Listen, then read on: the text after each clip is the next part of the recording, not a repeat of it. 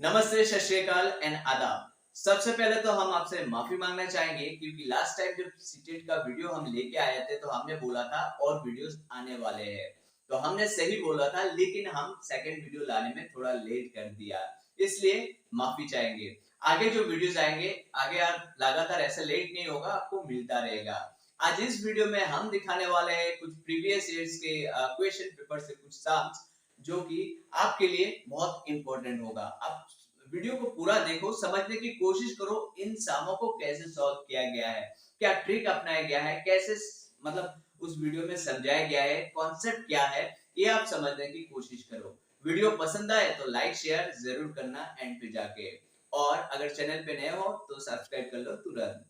तो first question आप देख सकते हो आपकी स्क्रीन पर, जिसमें बोला गया है कि एक पॉलीगन है जिसके इंटीरियर एंगल जो है उसके एक्सटीरियर एंगल से 108 डिग्री ज्यादा है। अगर ऐसा होता है तो उस पॉलीगन में कितने साइड्स है?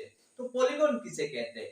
पॉलीगन वो ज्योमेट्रिकल साइड है जिसके बहुत सारे ज्योमेट्रिकल फिगर है जिसके बहुत सारे साइड्स है। पॉली मींस मेनी, मतलब अनेक, मतलब बहुत सारे, और gun means sides.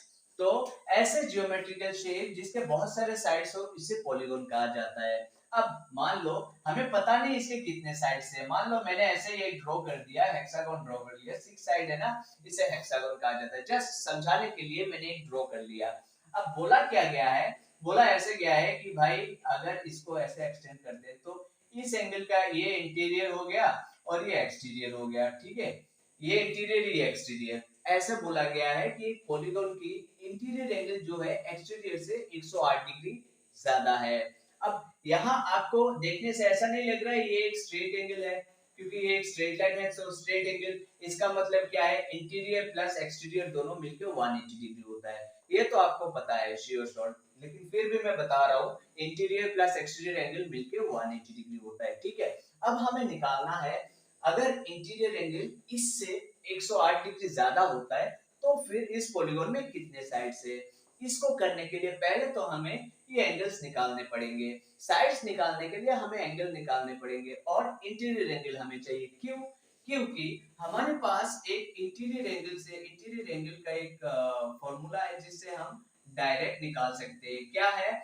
n-2 into 180 divided by 2। ये एक इंटीरियर एंगल निकालने का फॉर्मूला है। इसी फॉर्मूला को यूज करके हम निकालेंगे साइड कितने। n क्या है? n मतलब साइड, यहाँ n होना चाहिए, सॉरी। तो यहाँ n का मतलब हो गया साइड, ठीक है। तो इसी फॉर्मूला को यूज करके हम निकालेंगे n का वैल्यू। अगर इंटीरियर एंगल का वैल्यू पता चल जाता है तो फिर n का वैल्यू निकल जाएगा। तो पहले हम क्या करेंगे, हम लिख लेते हैं क्या बोला गया है। इंटीरियर एंगल जो है, इंटीरियर एंगल वो क्या है? एक्सटीरियर एंगल से 108 डिग्री ज्यादा है, ये हमने लिख दिया, ठीक है। और हमें क्या पता है? Interior plus exterior 180 degree. ये क्वेश्चन में बोला नहीं है, लेकिन हमें पता है कि इंटीरियर प्लस एक्सटीरियर कितना होता है। इंटीरियर प्लस एक्सटीरियर कितना होता है? मिलके 180 डिग्री होता है, ठीक है।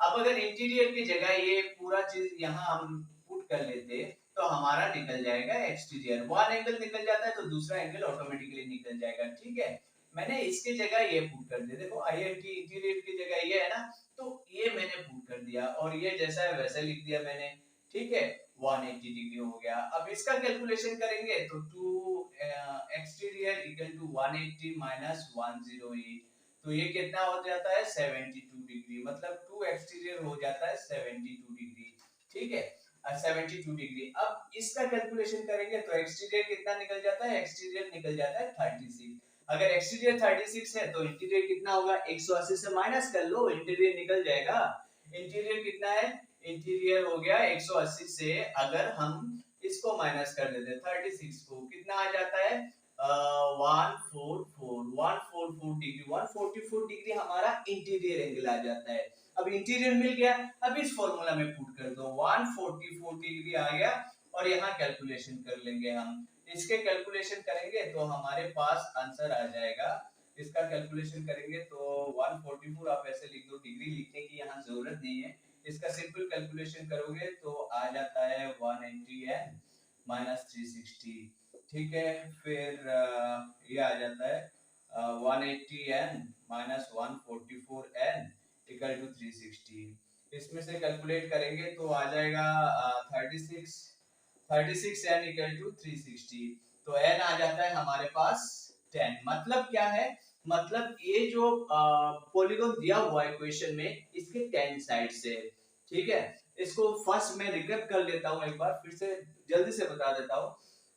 अगर आपको ऐसे एंगल्स के बीच रिलेशन दिया जाता है तो आपको पहले क्या करना है, एंगल का वैल्यू निकालना है जैसे हमने निकाला है, और फिर एंगल से साइड को कैसे पता करें, ये फॉर्मूला है। इंटीरियर एंगल से साइड पता कैसे करें, देखो इंटीरियर एंगल और साइड वाला रिलेशन, एन मतलब कितना है, साइड है, तो एन का वैल्यू निकल जाता है तो हमारे पास मतलब साइड का वैल्यू निकल गया। बस ये याद रखना है आपको। अब दूसरा क्वेश्चन आप देख सकते हो आपके स्क्रीन पर, जिसमें एक रोम्बस की डायगोनल्स दिए हुए हैं, आपको निकालना है साइड्स के वैल्यू। अब हमें पता है रोम्बस की चारों साइड इक्वल होते हैं, तो किसी भी एक साइड का वैल्यू निकल जाएगा, मतलब चारों साइड का सेम वैल्यू है। तो इसको करने के लिए हम क्या करेंगे, साइड निकालने के लिए हम करेंगे एक सिंपल सा फॉर्मूला, जो कि है diagonal, first diagonal divided by 2 whole square plus second diagonal divided by 2 whole square. First diagonal का वैल्यू कितना दिया हुआ है, 24 दिया हुआ है, ठीक है, और एक 70 दिया हुआ है। तो 24 जो डायगोनल है बाई 2 होल स्क्वायर प्लस 70 जो दूसरा दिया हुआ है, ठीक है, इसका कैलकुलेशन करेंगे, जो भी होगा यही होगा आंसर। अब इसका कैलकुलेशन करते क्या है, 12 स्क्वायर हो जाता है ना, 12 स्क्वायर और ये 35 स्क्वायर।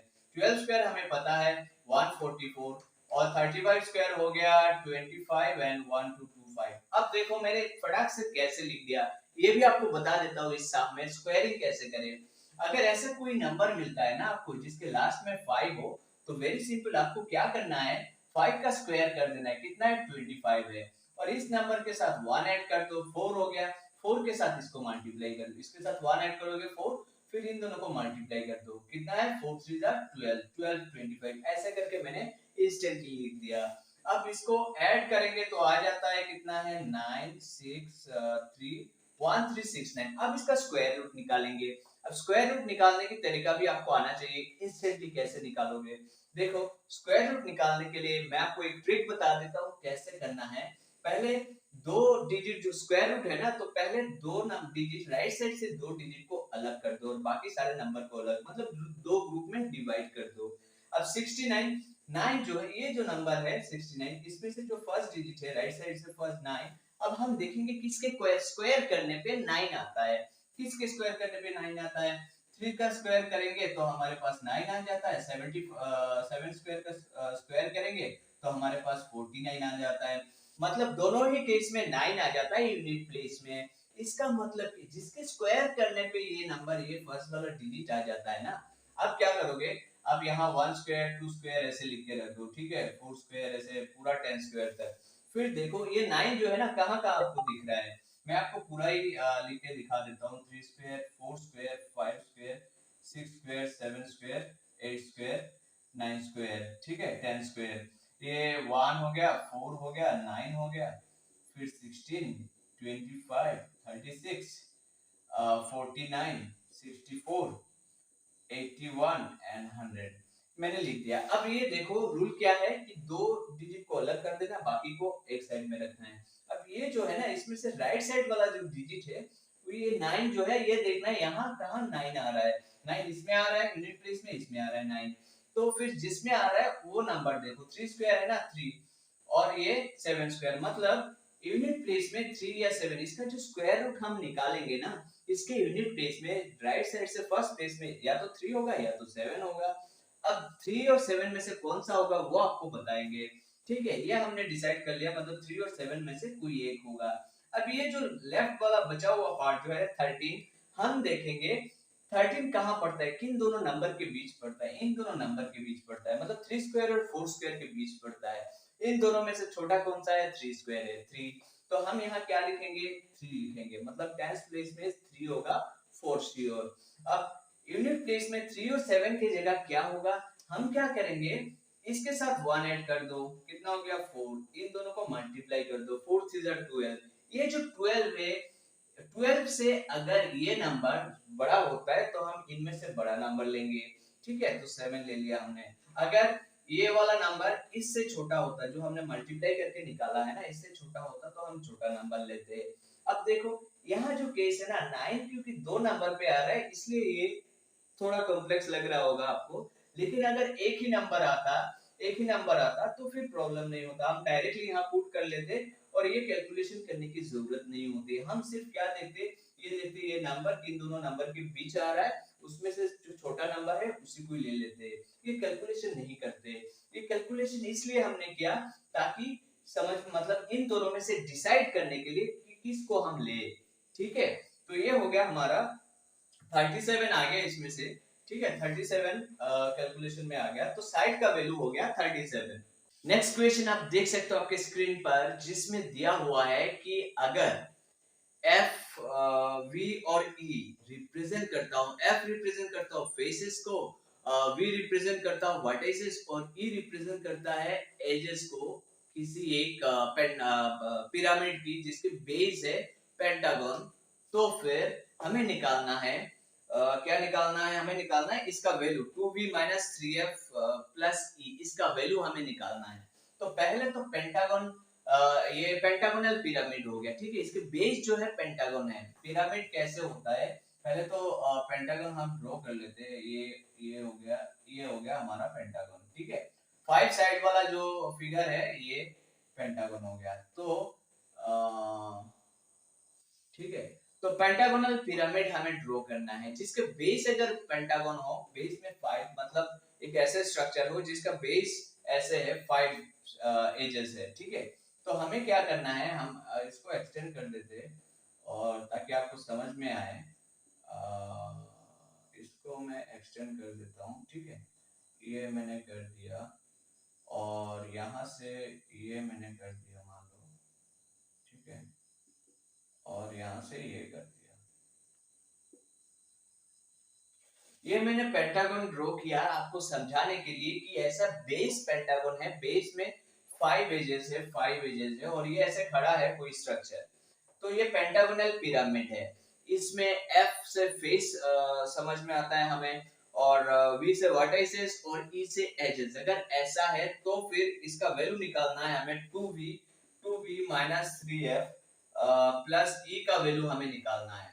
तो इसका वैल्यू क्या हो सकता है, इसको करने के लिए हम क्या करेंगे, हमारे पास देखो हम तीनों का वैल्यू हमें निकालना है। v मतलब क्या है, वर्टाइसेस है, वर्टाइसेस। तो वर्टाइसेस कितने हैं, वर्टाइसेस कितने हैं वो हम देख लेते हैं। यहाँ देखो 1 2 3 4 5 5 वर्टाइसेस और यहाँ ऊपर एक 6, तो 6 वर्टाइसेस हो गया। ठीक है, फेसेस फेसेस देख लेते हैं। फेस पेंटागन है तो ऑब्वियसली 5 फेस तो होगा ही। ये देखो एक यहाँ से यहाँ ये एक फेस है, ये एक फेस है, ये एक फेस है, ऐसे करके 5 फेस होगा और नीचे एक फेस है, नीचे जो है ये एक फेस है, तो 6 हो गया। और एजेस, एजेस क्या है, लाइंस कितने हैं देखना है, 1 2 3 4 5, नीचे तो 5 है, ऊपर ये जो लाइंस है 1 2 3 4 और 5, 5 5 10 हो गए, तो हमारे पास एजेस आ गया 10। इन तीनों को अगर पुट करेंगे यहाँ 2 into 6 minus 3 into 6 प्लस 10, तो हमारे पास आता है 12 माइनस 18 प्लस 10 22 4 आ जाता है। ठीक है, तो हमारे पास हमें निकालना था इसका वैल्यू, तो इसका वैल्यू आ गया 4 और यही है इसका आंसर। अब जो क्वेश्चन आपके स्क्रीन पर दिख रहा है उसमें बोला हुआ है कि भाई ए का वैल्यू निकालो। हमारे पास फिगर है, इसमें से हमें ए का वैल्यू निकालना है, ये वैल्यू दिया हुआ है। अब ये बोला है कि इस ट्रायंगल में AB इक्वल टू AC है, तो फिर ये एक आइसोसेलेस ट्रायंगल हो गया। अगर AB इक्वल टू AC होता है इसका मतलब B इक्वल टू C होगा फॉर श्योर, दो एंगल इक्वल होगा तो B इक्वल टू C हो जाता है। ठीक है, इसका मतलब क्या है, इसका हाफ B, इसका हाफ इक्वल टू इसका हाफ, दोनों का हाफ होगा, इक्वल होगा। ठीक है, अब और क्वेश्चन में क्या बोला है, क्वेश्चन में ये बोला है कि bisector of angle B and C meet at point P. Angle B और सी के जो बाइसेक्टर है, बाइसेक्टर क्या है, ऐसा एक लाइन जो आधा करता हो। बाइसेक्टर ऑफ एंगल मतलब एंगल को आधा करता हो, बाइसेक्टर ऑफ लाइन मतलब एक लाइन को आधा करता हो, कोई भी दूसरा लाइन। तो यहाँ जो है ना ये बी एंगल बी और सी के बाइसेक्टर, तो ये जो बीपी हमें दिख रहा है ना ये बाइसेक्टर है एंगल बी के, मतलब इस लाइन ने एंगल बी को बाइसेक्ट किया, दो पार्ट में इक्वली डिवाइड किया, मतलब ये ये दोनों इक्वल है। और ये जो लाइन है पीसी जो लाइन है इसने क्या किया, एंगल सी को वैसे ही दो पार्ट में, इक्वल दो पार्ट में डिवाइड किया, इसीलिए तो इसे बाइसेक्टर कहा जाएगा। ये क्वेश्चन में बाइसेक्टर दिया हुआ है ना, बाइसेक्टर मतलब यही है कि ये लाइन इसको इक्वली दो पार्ट में डिवाइड कर रहा है और ये लाइन इसको दो पार्ट में डिवाइड कर रहा है। कहा गया है कि बी और सी के जो बाइसेक्टर है, जो लाइन बाइसेक्ट करता है, ये दोनों पी पॉइंट पे मीट कर रहा है। ठीक है, तो हमें मिला ये दोनों इक्वल है, ये दोनों इक्वल है। ठीक, तो अगर ये दोनों इक्वल है तो बी का हाफ क्या होगा, बाइसेक्ट क्या है ना, दोनों इक्वल, तो बी का हाफ या तो इसको ले सकते हैं या इसको ले सकते हैं। तो हम बी का हाफ अगर इसको ले ले पीबीसी, और सी का हाफ अगर इसको ले ले पीसी पीसीबी, तो हमारे पास क्या आ गया, ये एंगल और ये एंगल, ये जो है फाइनली ये दोनों एंगल इक्वल आ गया। इक्वल आ गया तो फिर ये क्या निकला, एक आइसोसेलेस ट्रायंगल। दो एंगल इक्वल है तो आइसोसेलेस ट्रायंगल, दो एंगल इक्वल मतलब इसके ऑपोजिट साइड्स इक्वल होंगे, दो साइड इक्वल मतलब आइसोसेलेस ट्रायंगल।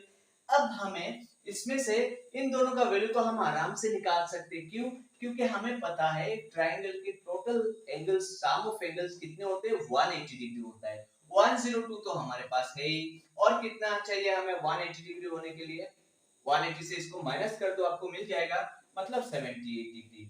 78 डिग्री हमें और चाहिए तो टोटल मिलकर 180 हो जाएगा। अब 78 जो है ना दोनों में इक्वली डिवाइड होगा, क्योंकि दोनों इक्वल है, तो 2 से डिवाइड करेंगे कितना आ जाता है, 39 डिग्री आ जाता है। ठीक है, तो 39 डिग्री ये दोनों आ गया हमारे पास 39। अगर ये 39 है तो याद करो कि शुरू में हमने बोला था कि ये जो है बाइसेक्टर है, इन दोनों को मतलब ये लाइन इस एंगल को इक्वली डिवाइड करता है, मतलब ये दोनों एंगल इक्वल है। ये जो छोटा छोटा एंगल इक्वल, ये 39 है तो ये भी 39, ये 39 तो ये भी 39, अब ये 39 हुआ, ये 39 हुआ तो ये भी 39। तो हम अगर देखें इन दोनों को ऐड कर दे तो एंगल बी मिल जाता है, इन दोनों को ऐड कर दे एंगल सी मिल जाता है। दो एंगल मिल जाता है तो ये एंगल तो ऑटोमेटिकली मिल जाएगा। क्यों, क्योंकि टोटल एंगल सम प्रॉपर्टी कहता है कि एक एंगल की सारे एंगल्स मिलके सम कितना होता है, 180 डिग्री होता है। तो हम इन इन दोनों को अगर ये करें, ऐड करें तो कितना आता है, 78 डिग्री। इन दोनों को ऐड करें तो 78, मतलब ये बी और सी एंगल मिलके कितना होता है, 78 प्लस 78। और हमारे पास क्या तीसरा एंगल, एंगल ए है ना, इक्वल टू 180 डिग्री। इसका कैलकुलेशन करेंगे तो हमारे पास आ जाता है 180 माइनस इन दोनों को करेंगे तो 156, इसका कैलकुलेशन करेंगे तो 24 डिग्री आ जाता है। तो आंसर हो गया हमारा, एंगल ए का वैल्यू हो गया 24 डिग्री। ठीक है, तो ऐसा ही करना है, ऐसा ही करना है आपको, ये दिमाग में लगाना। ऐसा अगर फिगर आपको मिल जाता है और अगर बाइसेक्टर ऑफ एंगल कहा जाता है तो आपको समझ लेना दो एंगल इक्वल वाला कुछ हिसाब किताब है इसमें, ताकि आप आइसोसेलेस ट्रायंगल प्रूव करो छोटे वाले ट्रायंगल को, और फिर इसमें से दो एंगल इक्वल दिखा के फिर आप इन दोनों का वैल्यू निकालो। इन दोनों का वैल्यू निकलेगा तो बाकी बाहर वाले दोनों का भी निकल जाएगा, मतलब इवेंचुअली एंगल बी और सी का वैल्यू निकल जाएगा। जब इन दोनों का निकलेगा, किसी भी ट्रायंगल में दो एंगल का वैल्यू पता है तो थर्ड एंगल का वैल्यू अपने आप निकल जाता है। ठीक है, तो ऐसे आपको करना है। पसंद आए तो लाइक शेयर जरूर करना, और वीडियोस हम लेके आएंगे सीटेट के ऊपर ताकि आपको हेल्प मिले।